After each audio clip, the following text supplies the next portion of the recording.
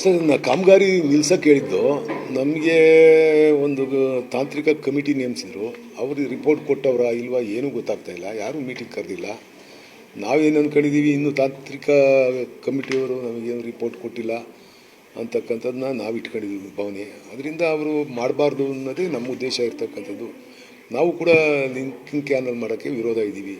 ನಮಗೆ ಉಪಮುಖ್ಯಮಂತ್ರಿಗಳು ಏನು ಹೇಳಿದರು ಅಂದರೆ, ನಾವೆಲ್ಲ ಡಿಸ್ಟ್ರಿಕ್ಟ್ ಮಿನಿಸ್ಟ್ರು ಎಲ್ಲರೂ ಮೀಟಿಂಗ್ ಮಾಡಿದಂಥ ಸಂದರ್ಭದಲ್ಲಿ ಒಂದು ತಾಂತ್ರಿಕ ಸಮಿತಿ ನೇಮಿಸೋಣ, ಅದು ಯಾವ ರೀತಿ ಮಾಡ್ತಾರೆ, ಅದು ತಗೊಂಡು ಹೋಗೋದು ಫೀಸಿಬಿಲಿಟಿ ಇದೆಯಾ ಇಲ್ವಾ ಅನ್ನೋದ್ರ ಬಗ್ಗೆ ಎಲ್ಲ ವರದಿ ಕೊಡಿ ಅಂತ ಹೇಳಿದರು. ನಾನು ಅವತ್ತು ಅವ್ರ ಮೀಟಿಂಗ್ ಕರೆದಂಥ ಸಂದರ್ಭದಲ್ಲಿ ನಾನೇನು ಹೇಳಿದ್ದೆ, ಈಗೇನು ಕೆನಲ್ಲು ಮಾಡಿಫಿಕೇಷನ್ ಮಾಡಿದ್ದೀರಾ ಅದನ್ನೇ ವೈಡನ್ ಮಾಡ್ಕೊಂಡು ನೀವು ಕೆನಲಲ್ಲೇ ತಗೊಂಡೋಗಿ ಅಂತಕ್ಕಂಥದ್ದು, ಅದನ್ನು ನೀವು ಪರಿಶೀಲನೆ ಮಾಡಿ, ಇದು ಸೂಕ್ತನ ಹೋಗುತ್ತಾ ನೀರು ಅನ್ನೋದ್ರ ಬಗ್ಗೆ ನೀವು ಪರಿಶೀಲನೆ ಮಾಡಿ ಅದನ್ನು ರಿಪೋರ್ಟ್ ಕೊಡಿ ಅಂತ ಹೇಳಿದ್ದು. ಅದು ಯಾವುದೂ ರಿಪೋರ್ಟ್ ನಮ್ಮ ಕೈಗೆ ಬಂದಿಲ್ಲ. ಅದ್ರ ಮೇಲೆ ಕೆಲಸ ಏನಾದರೂ ಶುರು ಮಾಡಿದರೆ ಅದು ತಪ್ಪಾಗುತ್ತೆ.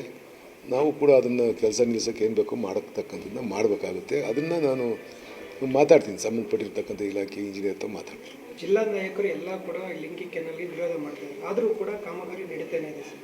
ದಿನ ಸ್ಟೇಟ್ಮೆಂಟ್ ಬರ್ತಾನೆ ಇದ್ದಾವೆ, ನೀವು ಹೇಳ್ಬೋದು, ಸಚಿವರು ಹೇಳ್ಬೋದು, ಎಲ್ಲರೂ ಕೂಡ ಒಂದಾಗಿದ್ದರೂ ಕೂಡ ಈ ವಿಚಾರದಲ್ಲಿ ಆದರೂ ಕೆಲಸ ಮಾಡ್ತಾ ಇರೋಂಥದ್ದು ಎಷ್ಟಕ್ಕೆ ಸರಿ ಅಂತ ಹೇಳಿ ಸರ್. ಕೆಲಸ ಮಾಡ್ತಾ ಇವ್ರೆ ಅಂತಂದರೆ ಅದ್ರ ಬಗ್ಗೆ ನನಗೆ ಗೊತ್ತಿಲ್ಲ. ಕೆಲಸ ನಿಲ್ಲಿಸ್ತೀವಿ ಅಂತ ಹೇಳಿದರು ನಮಗೆ, ಯಾವುದೇ ಕೆಲಸ ಮಾಡ್ತೀವಿ ಅಂತ ಹೇಳಿರಲಿಲ್ಲ. ಕೆಲಸ ನಿಲ್ಲಿಸ್ತೀವಿ ಅಂತ ಹೇಳಿದರು. ಆ ಥರ ಏನಾದ್ರು ಇದ್ದರೆ ನಾನೀಗ ಮಾತಾಡ್ತೀನಿ, ಇಂಜಿನಿಯರ್ಗೆ ಮಾತಾಡ್ತೀನಿ, MDಗೂ ಇಂಜಿನಿಯರ್ಗೂ ಮಾತಾಡ್ತೀನಿ. ಒಂದು ವೇಳೆ ಇದೆಲ್ಲ ಒಂದಾದ್ರೆ ಹೋರಾಟದ ಸ್ವರೂಪ ಯಾವ ರೀತಿ ಇರುತ್ತೆ ಅಂತ ಗೊತ್ತಿಲ್ಲ ಸರ್. ಜಿಲ್ಲೆ ಮುಖಂಡರಿದ್ದಾರೆ, ಹಿರಿಯರಿದ್ದಾರೆ, ಅವರೆಲ್ಲ ಸೇರ್ಕೊಂಡು ಹೋರಾಟ ರೂಪಿಸ್ಬೇಕಾಗುತ್ತೆ. ಯಾವ ರೀತಿ ರೂಪಿಸ್ತಾರೆ ನೋಡೋಣ.